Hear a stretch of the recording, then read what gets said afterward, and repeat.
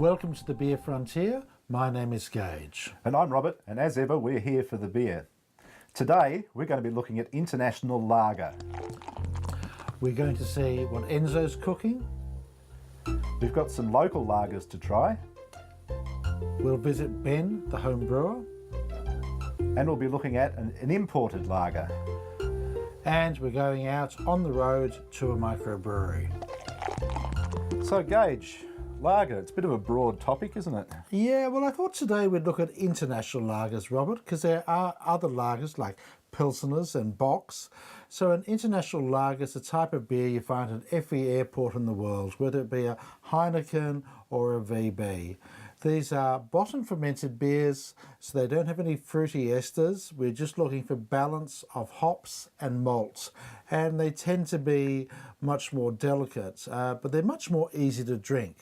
Now, lagers have dominated the international beer market since post-Second World War, so most beers we're drinking are lagers. Okay, so if I went into a bar and bought a stubby, chances are it'd be an international lager. That's right. Okay, well that brings me on to the beer in my bonnet today. Hypothetically, I'm having a party or a barbecue or something like that. I need to buy a couple of slabs to keep the punters happy. So I go into the local bottle shop and there I see a big stack of VB or Tooheys Red or something like that. But I also see another stack of imported lagers, like they could be Amstel or Bavaria or Oettinger or Orange Boom or something like that. And they're often considerably cheaper than the VB or something like that. And I want to know, are they worth drinking? Are they good value for money?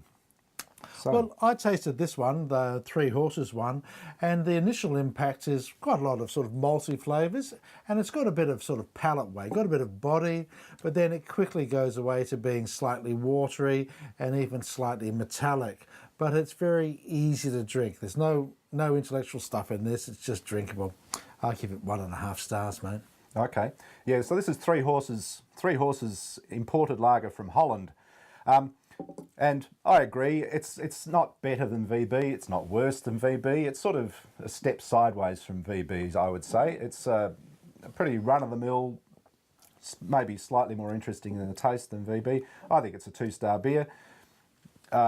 It's worth noting that they come in slightly smaller bottles, so these are 330ml as opposed to 375 or something like that, and they're often a bit lower in alcohol. This one's at 5%, so it's not too bad.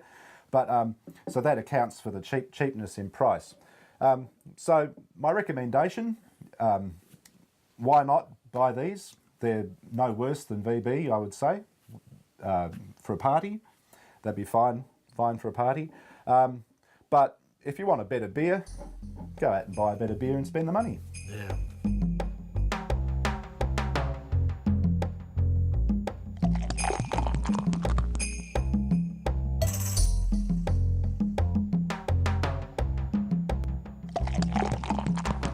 Hello there guys, welcome to my man cave.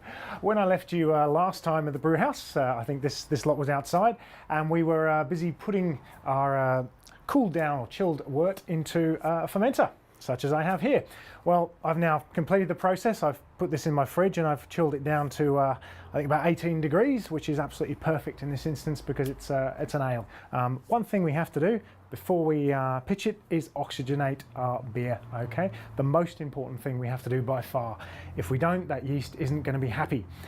Before I do that though, we have to use one of these little babies, our little hydrometer.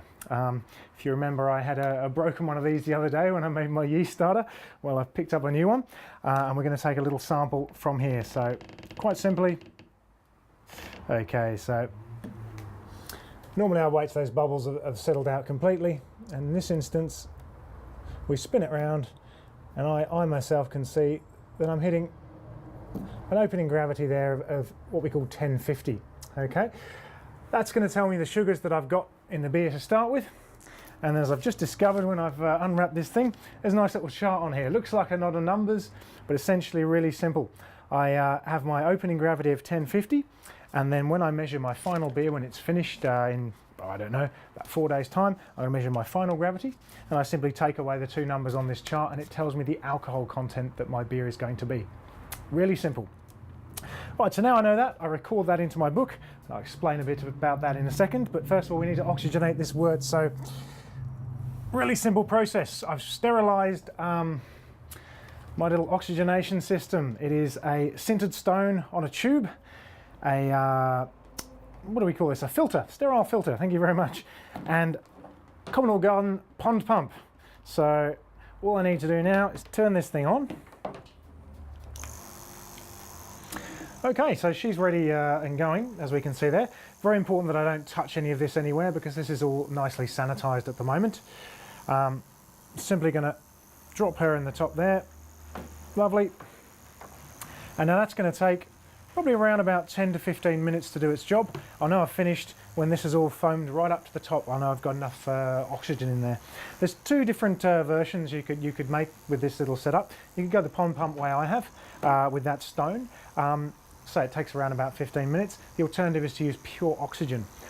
It is a more sterile form of oxygen and it'll get in there a lot quicker, and you would use a much finer stone as well. Most people though, for practicality, tend to do it this way. So pop her up there, and the one thing I got to make sure I remember to do is just to completely sanitize this little tap here. Oh, not going to get it on the camera. Okay, because very important I don't get loads of beer crusties in there, because next time I open that tap that could go back and infect my beer. So we'll come back in 10 minutes and see how that's going. All right, so we've waited our good 15 minutes now. This has been properly oxygenated as far as I'm concerned. It's now time to pitch our yeast in. Pretty straightforward. Now we've got a few options. If you remember last time, I made up a yeast starter in one of these things. Rather fantastically in the, this is the one we made earlier kind of TV way. Well, this time I've gone for the cheating solution. Sitting here in my sanitary bath, I popped one of these a day ago. This has now built up my yeast cell count, and I've got my sanitized scissors, and we're just simply gonna pop her open. Oh, I'm gonna let that, this is where you have to do a good balancing act. How good's this? Pop that back out. That's going to go into a bath back down here, and then simply in she goes. Merry Christmas. Okay, so that's that done. Pop that on. Make sure we've got some sanitary water in the top of our airlock, and that's ready to go away and do some fermentation. One last thing, I took this sample before for our gravity test. Do not throw that back into our fermenter. This is now dirty, possibly infected, soon-to-be beer, so put that straight down the sink. Awesome. I will see you guys next time, and I'll take you through the basics of fermentation so that we understand how to make a better beer out of that. Look forward to seeing you then.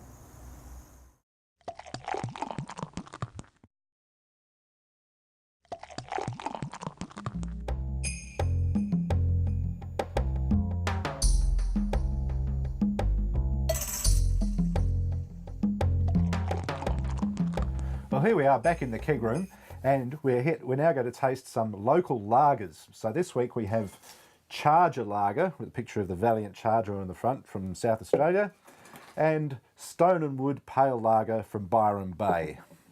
So both of these lagers are full malt lagers, and the Brew Boys make Charger Lager in South Australia, and they're a genuine independent, and they own a microbrewery, and they're a small business making beer. Stone and Wood is made in Byron Bay. The brewer's name is Brad. Brad's very well known in Australian brewing circles with a long track record of making very good quality beers.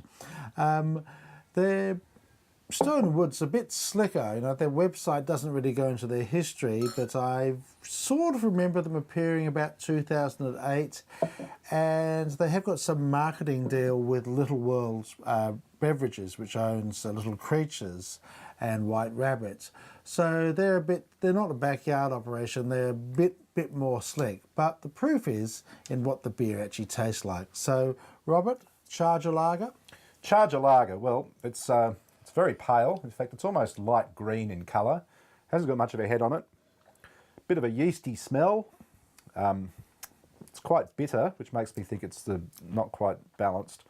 And in the end, it's a bit nondescript, actually. I don't know if that's that much good. It's not much better than Three Horses, if at all.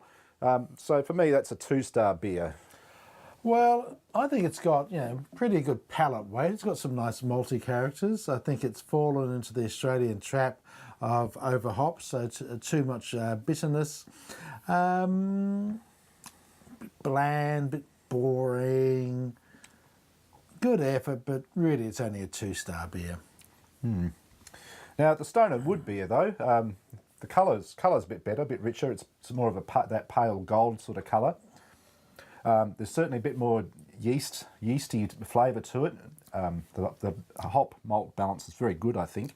It's quite a drinkable beer, very pleasant in fact, but it's a 3-star beer for me. Yeah, it's got quite nice depth. And I reckon these guys, they've got the balance right and the carbonation's right. The carbonation's right, the balance is right, the flavour, well, this is the style, that more delicate, that crisp, dry flavour.